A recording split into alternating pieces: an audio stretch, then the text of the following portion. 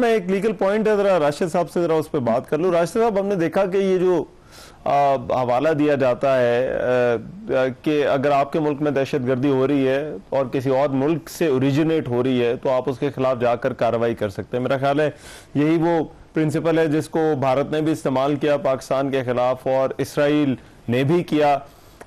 लेकिन इसका इस्तेमाल हम बहुत ज़्यादा देख रहे हैं।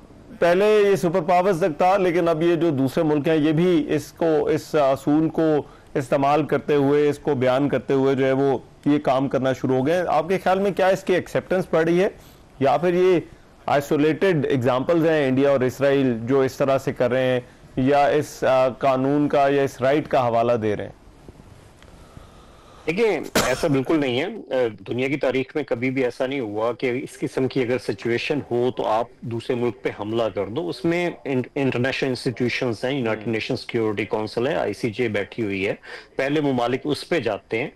अब अगर इस रीसेंट वाकये में देखें तो जो यूनाइटेड नेशंस का चार्टर का जो आर्टिकल 2 है वो बड़ा इसमें वाज़ेह है। वो ये कहता है कि आप किसी की इलाकाई सलामियत पे हमला नहीं कर सकते, आप उन पे इस तरह अटैक नहीं कर सकते। अगर कोई इशू है तो आपको यूनाइटेड नेशन सिक्योरिटी काउंसिल में जाना चाहिए। जैसे इसराइल ने ये कहा था कि वो बम बना रहे हैं, ईरान बम बनाने के बिल्कुल पास है, एटॉमिक जो पावर हासिल करने के बिल्कुल पास है। अगर इस किस्म की सिचुएशन थी तो उनको यूनाइटेड नेशन सिक्योरिटी काउंसिल में जाना चाहिए था, उस पर बहस होती, उसके बाद बातचीत होती। ये डायरेक्ट अटैक जो है ये ईरान को हक देता है under article 51 of United Nations charter के उसको अटैक को जवाब दे सकते हैं, जो कि ईरान दे रहा है और लीगली दे रहा है। इसमें कोई ऐसी दो राय नहीं है।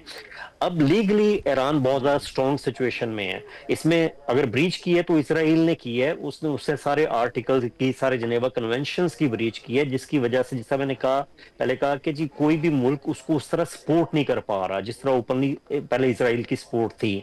हाँ, आसपास जो पड़ोस में प्रॉक्सीज जो उसकी मुतासर हुई हैं उसकी वजह से वो बुनियादी तौर पर ग्राउंड से कुछ सपोर्ट ले रहा है, जॉर्डन से ले रहा है, सीरिया से ले रहा है, बट खुल के कोई भी इसमें सपोर्ट नहीं दे रहा। आपने देखा होगा कि सऊदीया ने इस पे मुकम्मल तौर पे एक बयान दिया है कि इस अटैक के खिलाफ। उसके अलावा यूएई ने इसकी मजम्मत की है, जो कि एक बहुत अच्छी बात है। हो सकता है वो खुल के ईरान की सपोर्ट ना कर पाए, लेकिन यही बहुत है कि उन्होंने पहली दफा इस किस्म के बयान दिए हैं। इंडिया ने नहीं दिया क्योंकि इंडिया की ऑब्वियसली ईरान के साथ बहुत अच्छे ताल्लुकात है। जैसे आज शंघाई में जो कॉन्फ्रेंस हुई है उसमें भी इंडिया ने रिफ्यूज कर दिया कि वो उसकी मजम्मत, जो ईरान पे अटैक हुआ उसकी वो मजम्मत करेंगे। हालांकि ईरान के हमेशा इंडिया के साथ बहुत अच्छे ताल्लुकात रहे हैं।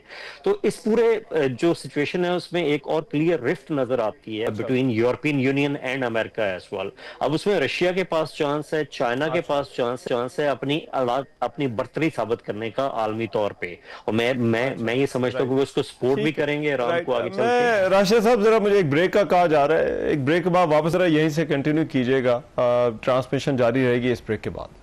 Welcome back after the break. Iran Israel तनाज़े पर बात हो रही थी और ब्रेक पर जाने से पहले राशिद असलम साहब से बात कर रहे थे। मैं जॉर्ज सलीम साहब आपके पास आता हूं, लेकिन राशिद साहब आप जरा अपना जो पॉइंट एक्सप्लेन कर रहे थे कि ये क्यों एक नई नॉर्म हम देख रहे हैं बैनुल-अक़वामी जो है वो ताल्लुकात के अंदर भी, और जिसका मुल्क हवाला देते हैं कि अगर उनके मुल्क में अगर कुछ हो रहा है तो दूसरे मुल्क में जाकर जो है वो हमला किया जा सकता है।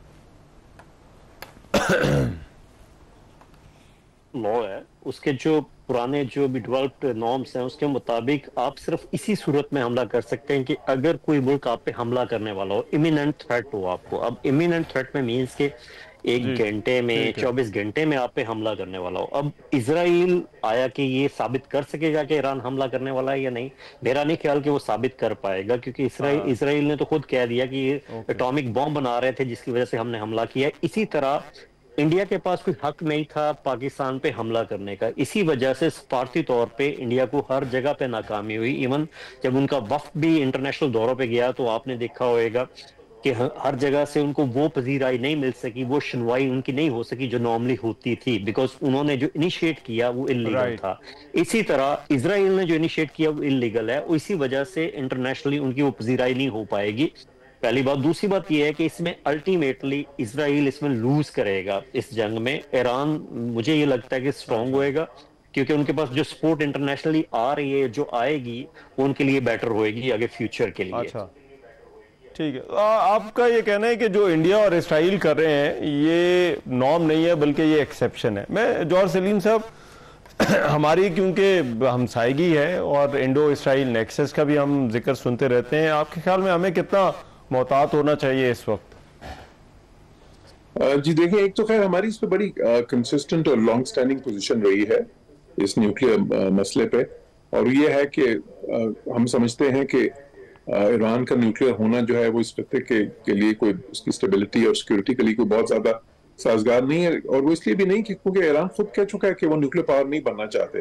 बल्कि आपको याद होगा कि उनके सुप्रीम लीडर ने अली खamenei ने तो इस पे एक इडिक्ट, उन्होंने एक फतवा दिया था कि अन इस्लामिक होगा अगर ईरान न्यूक्लियर बॉम्ब बनाता है। तो हम तो ये समझते थे कि एक तरफ तो वो है, वो खुद भी कह रहे हैं और हम भी ये समझते हैं। दूसरी तरफ ये है कि साथ ही साथ हमारी ये भी थी क्लियर पोजीशन कि ये मसला जो है ये मुज़ाकरात के जरिए हल होना चाहिए, पीसफुल डायलॉग के जरिए। ये कोई मिलिट्री मीन्स के जरिए या इस तरह की स्ट्राइक्स के जरिए या कोई मिलिट्री इंटिमिडेशन के जरिए, उन तरीकों से, बिकॉज हम ये कहते थे कि उससे इस खत्ते की सलामती को ज्यादा खतरा लाक हो जाएगा। तो ये हमारी पॉलिसी बहुत सालों से थी, अभी भी है। अभी भी हम ये समझते हैं कि ये सही तरीकेकार नहीं है, और जो उन्होंने किया है वो उन्होंने उनकी जो है ना टेरिटोरियल इंटेग्रिटी, जिसको इलाकाई सालमियत कहते हैं, और उनकी सोवरेनिटी यानी खुद मुख्तारी जो है, और ये सारे जो आर्टिकल्स जिन्होंने भी बताए बैरिस्टर साहब ने, आर्टिकल 2 और 51 जो है उसकी वायलेशन है, और भी बहुत से इंटरनेशनल कवानीन की और से इंटरनेशनल नॉर्म्स की, और जो इंटरनेशनल एक ऑर्डर जिन बुनियादी असूलों पे खड़ा है उनकी खिलाफ वर्जी है।